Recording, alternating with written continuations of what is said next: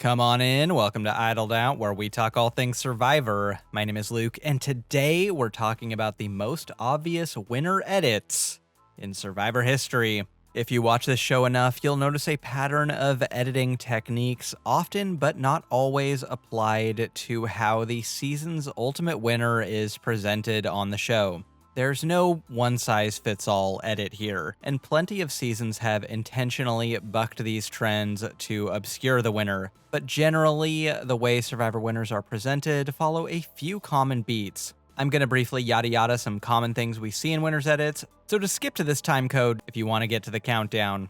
Generally, the winner will be introduced in episode 1, where we'll learn about their career and how it relates to Survivor. They'll generally be hidden from overt negativity and not strongly associated with negative characters. We will hear from the winner about important turning points in the game, whether they were involved or not, and we'll generally understand their thoughts and motivations well. And the winner will rarely go long stretches of episodes where we don't hear from them at all. Within the narrative of the season, they'll be a well-rounded and fully fleshed out character by the end. Jeff has long fought against the idea that there is some universally applied winner's edit, and I agree. Many winners have bucked the trends I just laid out. But especially in pre-New Era Survivor, there were several winners who seemed pretty obvious really early on if you knew what to look for. Or even if you didn't. Some winners have been portrayed in such an obvious and heavy-handed manner, with so many of the classic winner's edit boxes ticked, that their win was visible from orbit. So today, I thought it would be fun to go through what I consider the most obvious winner's edits of all time. I'll go over what made them so obvious, and then next week we can look at the least obvious winner's edits, too. So get out your Edgic charts, tally up those confessionals, and join me as we count down the most obvious winner edits in Survivor history. At number 5 is Sarah in Survivor Game Changers. In many ways, Sarah had the classic winner's edit front to back. She introduces herself, her job, and her little catchphrase that she's a cop who's gonna play like a criminal in episode 1. She's got a relatively quiet pre-merge, which is not unheard of and understandable considering she avoided the first 5 tribal councils. We hear from her once or twice per episode to remind us that she's there. She's shown positively when she reacts with disgust at the Varner-Zeke thing. Although, to be fair, the list of people who would cheer on Varner here tops out at, like, himself and that creepy pastor from Survivor Thailand who locked kids in his office and taped their mouths shut. Bet you didn't know that. But at the merge, Sarah's edit really takes off, and within a few episodes, it's obvious it's her game to lose, both on the island and on TV. To illustrate her meteoric rise in screen time, heading into the merge, Sarah and Troyzan both have the same amount of confessionals, 8. 3 episodes later, Sarah's accrued another 21. Troyzan's accrued another 1. Like another guy we'll get to soon, there's just no reason you'd make Sarah Lacina the centerpiece of your all-star returnee season, unless you had no other choice. Look, I get that almost all the actual game changers went home early, and that this was just Survivor some stars by the merge, but you still had great confessionalists like Aubrey, Sari, and Michaela down the stretch. You're gonna let Sarah narrate this reward? Seriously? I've never been in a helicopter. Super stoked. I get a window seat. In a season of often jumbled and confusing relationships, we understood basically where Sarah stood with everyone, and we are given motivation for every move she makes. She is the main character of the season by the early post-merge, and remains as such through season's end. There's no question that Sarah played one of the most dominant games ever on Game Changers, and the jury rightfully recognized it. The problem is, so did we. At number 4 is Cochrane in Survivor Caraman. Like Sarah, Cochran just got such a bog-standard winner's edit with a lack of any real competition. It just became incredibly clear he was winning a few episodes into the season. Quiet but present pre-merge, explosive post-merge where he and Dawn are the only characters shown with any level of consistency. And let's be real, Dawn's winner equity was in the negatives. Caraman suffers from a lot of the issues that plagued the early 20s of Survivor. Recruit-heavy casts, which are either dull as dishwater or literal crazy people, which force the editors to give primary narrative duties to the one or two big characters who go far and who can actually articulate a sentence. In this case, Cochran.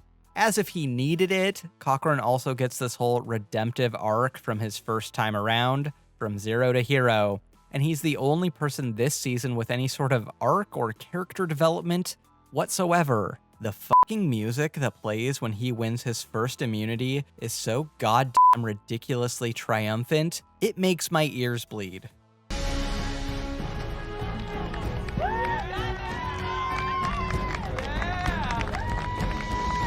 Are you fucking kidding me? All he did was eat pig brains. It's not only that Cochran's win is obvious, it's that there's no one else down the stretch with any sort of edit at all. Brenda and Eric are taking the Stealth R Us thing a little too seriously and are completely invisible. Human golden retriever Eddie is a literal joke, but a very good boy. Sherry's edit completely cratered at the merge. She's MIA. Dawn is the only other endgamer with any screen time in the last 6 episodes. And all of that is just her crying about this thing or that. Cochran's win was just so obvious if you've seen more than one season of reality TV. Would have been pretty funny if this season was exactly the same and Eddie won, though.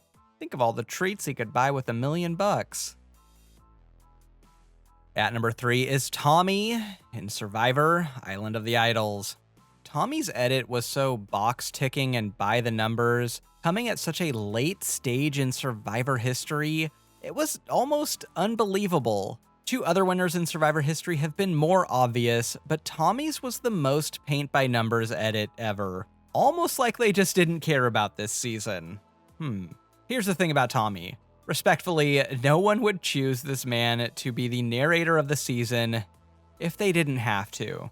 Dean was more charismatic, Janet was more rootable, Jamal was more engaging, Elaine was more relatable, and Lauren played an almost identical game in lockstep with Tommy every step of the way, while also being just as game knowledgeable and far more dynamic in confessionals. He didn't even go to the titular fucking island! We know his job as a teacher and how he uses his teaching skills to relate to the players and connect with him. We understand his relationships with key players like Janet, Jamal, and Lauren. We get emotional content about his girlfriend back home and how that informs his game decisions. And that's all in episode 1. We get his perspective on every little tiny thing that happens in this game. Except the Kelly vote, where he mysteriously disappears from the narrative like Homer Simpson into some bushes. Tommy's winter content was just the most bog-standard edit of all time, so obvious that it almost looped back around for me. Like, please tell me we're getting Marcus here and Janet actually wins. Please. At number 2 is Boston Rob in Survivor Redemption Island. Some winners are obvious from episode 1, but only Boston Rob was obvious from the previous season's reunion. You're telling me this guy is getting emotional content before his season even starts. The only reason Boston Rob isn't number 1 for me is his slow start. The Redemption Island premiere is alarmingly good, precisely because the problems that would come to hinder the season later on aren't present. Philip's shtick is still charming, Redemption Island is not yet in play, and Rob is actually pretty downplayed. He only gets 1 confessional. But as the pre-merge wears on, Rob's coronation becomes evident. We knew the winner was coming from Ometepe, and if not Rob, then who? Edit readers briefly flirted with the idea that Ashley or Andrea or maybe even Mike might pull out the win, but that was always just wishful thinking. The entire season is seen through Rob's eyes. He narrates challenge wins and losses, he gives point of view on who is getting voted out, he gives his why for why he's there, Amber and his daughters, and he does it all while getting more than double the amount of confessionals of anyone else, Philip included. By the time he is throwing idle clues in volcanoes, it is comically obvious who is the winner of the season. The thing is, Boston Rob is probably the most charismatic person to ever play Survivor. He's always going to get screen time, and this is probably the worst and most boring cast of all time, so there's even more incentive to double down on Boston Rob. But this? Rob's struggling to get up these steps. He is literally carrying his family on his back. This was overkill. The most obvious winner edit of all time is Kim in Survivor One World. Some winners, like Tommy, are pretty clear by the end of episode 1. Some winners, like Kim, are clear the second you look at the cast photos. I mean, look at this stance. This photo is so winner-coded, it's unreal. At every turn, the edit this season gave Kim credit for every single thing the Solani Women's Alliance did. Of course, it's true that she was steering that ship in real life, but usually you want some doubt. Even the previously on Survivor segments were centered around Kim. Almost every post-merge previously on segment was about Kim's decisions the prior episode, and the Solani Alliance was just called Kim's Alliance or Kim and the Women. The entire dominant alliance, where the winner is undoubtedly coming from, reduced to Kim's lackeys. Since the merge, Kim has brought the women together to take control of the game. At Tribal Council, Kim's bold move paid off. Kim's team was victorious. Kim and the women have taken out the men systematically since the merge. Kim's worst episode, and by that I mean the episode where she is least obviously the winner, is arguably the premiere, where she is shown forming the most important alliance of the season and gets a confessional introducing herself and tying her to the season's gender war theme. This is her worst episode. Sometimes a winner is obvious not only from their own edit, but the edit of others. A lack of competition can also point to a winner, and who was Kim's competition? I don't know, maybe that Leaf winner edit will kick in any day now. From start to finish, Kim was the front runner and in fact only contender to win the season. And I think even fans who aren't really attuned to the editing language of the show could have confidently called this one from episode 1. Or before episode 1. Got nothing else for you. If you think I'm getting the YouTube winners edit, like and subscribe, and I'll get you more Survivor content just like this. Until next time, don't get idled out.